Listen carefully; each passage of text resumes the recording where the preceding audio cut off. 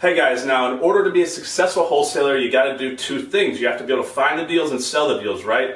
Or if you want to be a joint venture wholesaler, you only have to be able to sell the deals, right? Which is why that's a good strategy. Go check out some of our other videos if you want to learn more about that. So, in this video, I'm going to tell you the #1 way that people are selling their wholesale deals in the country right now. I'm going to tell you where things are moving in the future, in my opinion. I'm going to give you a good number of tips, right, to make sure your email flyers keep getting open and you keep having a high retention rate with your buyers list, because everybody knows what it's like when their deals stop getting open. It's the kiss of death. Your business goes under, right? And you basically either have to go find new buyers, or you have to change your entire company name and start branding yourself a different way so that they start opening your emails again.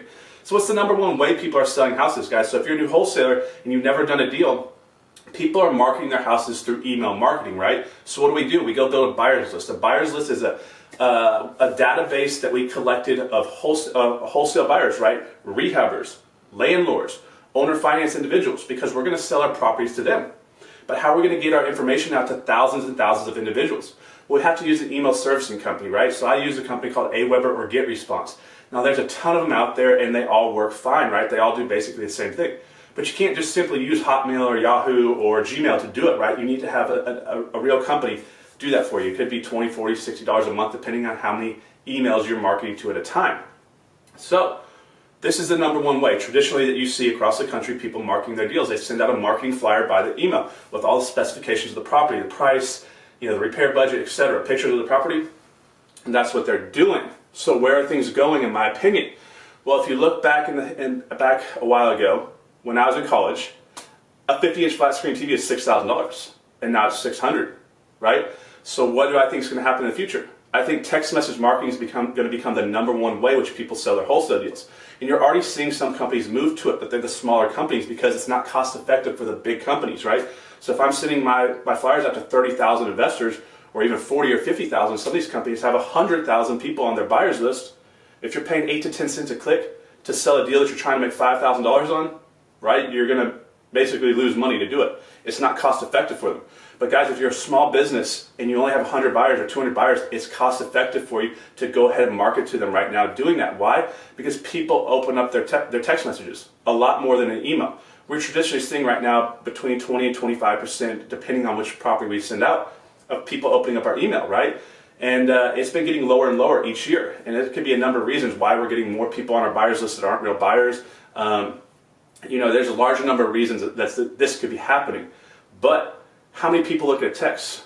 Almost all of them. People live with their phone. Like literally they live with it. Some people sleep with it on their pillow, right? So even if they're not buying it, they're still going to look at it when there's a text message come through. So you're going to get the highest view rate of any type of marketing towards your buyers, I think. And as time goes by, you're going to see those prices get pushed down by competition, and eventually you're going to see it down to 2, 1, or even less than a penny contact or a text that you send out. And I think it's going to be where you're going to make most of your money. It's going to be very lucrative to market deals that way. So don't be just getting the email. Make sure you're getting the phone numbers, because when we were building our buyers list, we were only focused on getting the email for a long time, and we didn't really focus too much on getting phone numbers. And now we're focused on both, because it may be a year, 5 years, 10 years down the road when this happens. We don't know, but it's going to happen, in my opinion. Now I'm going to tell you one of the biggest problems is a lot of wholesalers lose people off their buyers list, or people stop opening up their deals, and it happened to me, and it happens to a lot of people I know. And the reason why is because they're marketing their properties incorrectly, right? They're trying to get too aggressive on the numbers. Now, one of the biggest mistakes you can do is have a wrong ARV, or wrong market value. You're talking about an ARV, that's your after repair value, how much the house could be worth fixed up, which is the number that everybody's looking at, right? So here's the problem.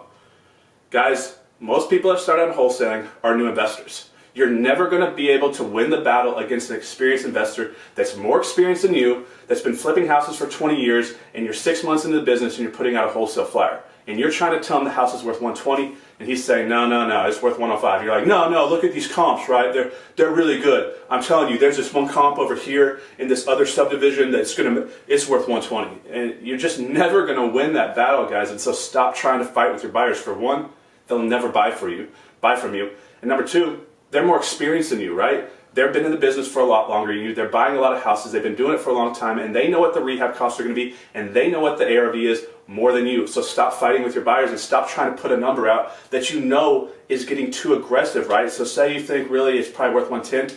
and you think if you put 120, it'll make that calculation work, because that's how we kind of back into an offer. We take the ARV times it by whatever percentage rate of market value houses are selling it in our area, and then we subtract our repair costs than the fee that we want to make. Guys, stop trying to kind of manipulate numbers. It's not going to work for you, because they're going to run their own numbers anyways. Which comes to the second part. Stop putting wrong calculations as far as rehab estimates go, right? So how many times do y'all, as a new investor who's never done a rehab, right? You don't know how much it costs. Go and say, oh, it looks like $15,000 repair to me. How are you basing that opinion, right? You don't really know where that number's coming from. You're just guessing, right? So don't just put a number, because if you just put 20, you're saying that's what it's going to be. Put a range. Put 20 to 30,000, right? And then put depending on investor finish out, right? Because if you took 15 people to rehab the same house, you're going to get 15 different costs, 15 different looks, and it's going to have 15 different outcomes. They're never going to be the same. So put a range so they're not going to fight you on it every time. They're always saying, oh, well, he puts 20 when it's really 30 every time, right? So put a range on there so you don't have people getting frustrated, because what happens when they get frustrated, if they think your numbers are wrong, they stop opening up your flyers. So the more accurate, the better. Now, you have to put these big costs on there. You don't need to put, it needs paint, carpet, everybody can see that from the photos. But you have to be able to notice the roof, the plumbing, the electrical, the foundation, and the HVAC system, right? You need close-up pictures of all this, and you need to let them know if it looks like it needs to be fixed. Why? Because the first time you bring a really important investor out to your property and you don't tell him, hey, by the way, that half the house is dipping and he didn't bring his foundation guy, he's going to have to make another appointment to come back out there with his foundation guy. He's not going to be happy with you. He's probably never going to come back to a property that you have again, right? So they want to know this stuff ahead of time so they can plan, because they don't want to have to be driving back and forth around town to get to the property. Because what if it's a 45-minute drive and a big effort for them to get out there? And they get out there and they thought that there was only going to be $20,000 repair, and now they see there's a $10,000 foundation job that you didn't tell them about. They want to be able to bring their contractors with them, their foundation guy, their plumber, or whoever is there with them, so they need to know this information. If you're not giving it, they're not going to open up your flyers. Now, here's a really big mistake that y'all are doing. You're not putting enough photos, guys. I keep seeing flyers come across and they have one photo at the front of the house. What good does that do, right? They need to know what the house looks like, how much they're going to put in it, and they can see that from the photos. You need to be putting as many photos as you can. Put it this way, I've never seen an investor come to me and say, Connor, oh my gosh, this wholesaler in my area, he doesn't know what he's doing. He just put too many photos on the email flyer. I couldn't believe it. He had too many photos. No, it doesn't happen like that. But all the time I have other investors say, man, these wholesalers, these new wholesalers, they don't put any photos. Why am I looking at their email blast? I can't even tell what the property looks like. I don't have time to go through that, and I just don't even look at it anymore. So it's a big problem having too few. Never heard anyone complain that there's too many. You can't have too many. More photos, guys. You're going to have more results and more people looking at your flyers if you do so. Now, this is the last thing I'm going to touch on, and I know this may go against what a lot of y'all have been taught, but you have to put the address on there, right? There's a lot of people out there saying, don't put the address on there because then other people know where the house is. Well, yeah, think about that for a second. Let's pause. Okay, you have to know where the house is to be able to look it up, to be able to know if you want it, right? Nobody wants, like if I'm buying, because I buy from wholesalers as well, I don't just wholesale houses, I don't want to sit there and have to try to figure out what the address is. I don't want to contact you and wait a few hours for you to get back to me and then go and do this back and forth and then finally you give me the address, right? That makes no sense. Now I know some of y'all are fearful because some guru out there told you, well, if you put the address on there, someone's going to come steal your deal. Really? Let's pause for a second again. Think about that just for a second.